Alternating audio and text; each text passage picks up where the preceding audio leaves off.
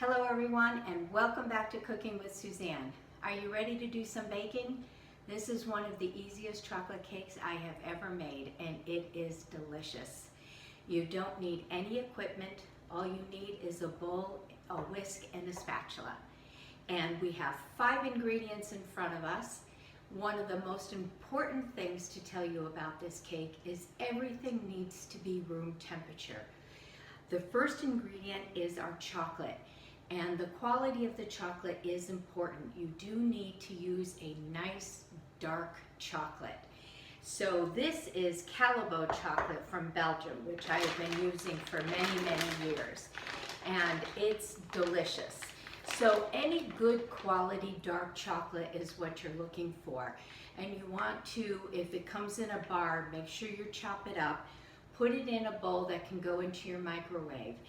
And this only took, every 30 seconds I gave it a stir. It took a minute and a half. So depending on your microwave, it could probably take up to 3 minutes.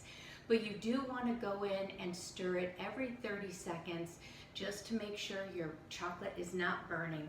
And you want to whisk it just so that it's perfectly melted, which we have right here.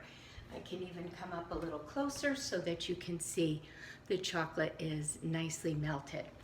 So the next ingredient is butter. This chocolate is 250 grams or about 9 ounces. If you do have a scale, I recommend you using it. It is perfect for baking especially. So 250 grams or 9 ounces of good dark chocolate. Your next ingredient, and all we're going to use is this bowl and our microwave, is butter. I'm using unsalted butter here, and it's equal amount of chocolate to butter. So 250 grams of unsalted butter, and it does definitely need to be room temperature. We're going to just put it in our bowl. And this butter is unsalted that I'm using, so I am going to put a little pinch of salt in with my flour, but if your butter is already salted, you don't even need to do that. All right, so I'm going to put this back in the microwave, probably for about 30 seconds, just until I can whisk it all together, up to a minute. Okay, I just took this out of the microwave, and you can see that the butter is completely melted.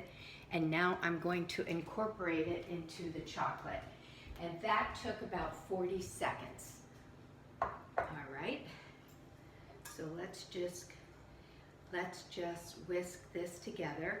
Take your time in the beginning because the melted butter can kind of jump out at you if you're not careful with it.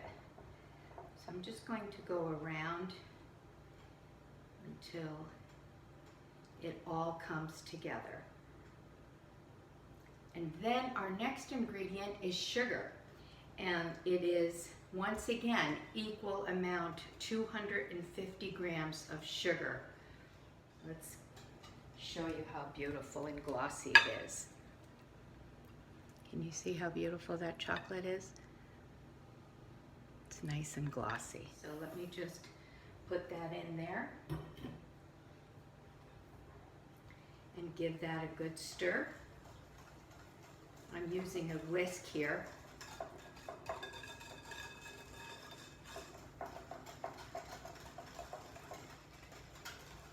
Okay, that's nicely incorporated. And now we're going to add our flour. It's 70 grams of flour, and I will put it in the description. It would be 3/4 of a cup minus 2 teaspoons of flour, or 70 grams.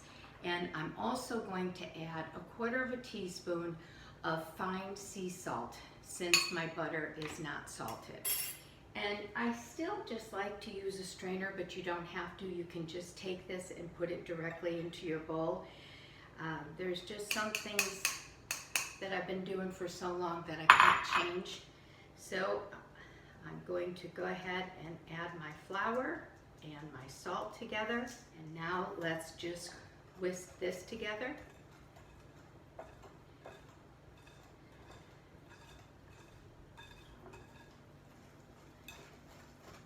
So this recipe originally, it's basically you underbake the cake so that it has in the center a very oozing center. I prefer not to serve the cake that way. I like to bake it a little longer. All of our flour is completely incorporated, and now we just want to whisk in our 4 large eggs. Just take a fork and whisk your eggs first together before you add it to your chocolate.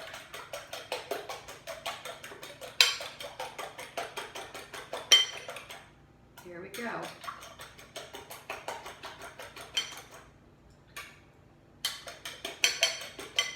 Perfect. So now just add your 4 eggs. Be very careful when you first start to incorporate it so the eggs don't slide out on the side of the bowl. Go around until you get it all mixed in. There we go. Now it's all coming together very nicely. And perfect.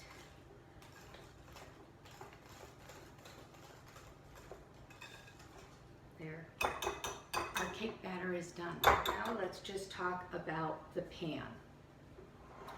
I have here a 9-inch cake pan with a removable bottom. So I lined it with some parchment, and then I just buttered the sides of the pan. If you have one of these, this is perfect. You can use a regular 9-inch cake pan that does not have a removable bottom, and in that case you want to butter and flour it, because then you will need to take it out of the pan. Here I will be able to just remove it. It makes it very easy. I do believe that you could probably try a 9-inch springform pan as well, and you could line the bottom. This was the parchment paper that I used, and I cut out the bottom ring for this pan. And you could do the same with a springform pan. I'm sure it would work the same way. Okay, and now let's just get this in our pan. And I have my oven right now at 400 degrees. And as soon as I put the cake in the oven, I'm going to drop it to 350 degrees. I'm going to bake this cake anywhere from 30 to 35 minutes. And what I'm looking for is when I use my cake tester, I do want it to come out clean. Now, the original cake recipe did call for the cake to bake only 25 minutes. And in that case, the center will never come out clean. Your cake tester will never come out clean. And it will have a very, very soft oozing center.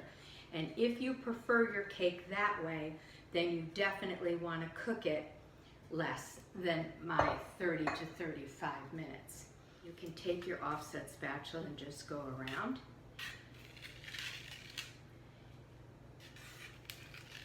This cake is delicious served with fresh raspberries or strawberries, or a combination of fresh berries, some fresh whipped cream or vanilla ice cream. This makes a very lovely birthday cake. And after it completely cools, you do need for your cake to completely cool before you remove it from your pan. I just dust the top with some Confectioners sugar, and it's perfect. You don't need anything else. So it's going in the oven. I'll check it in 30 minutes. Make sure that you drop your temperature from 400 to 350. And now I'll set my timer for 30 minutes. Okay, I just took the cake out. I have a cake tester right here. It's exactly in my oven at 350 degrees. It was 34 minutes. And I'm just going to check the center once again to make sure that it's clean, and it is very clean. And on the outside it's very clean. And let me come around and just show you.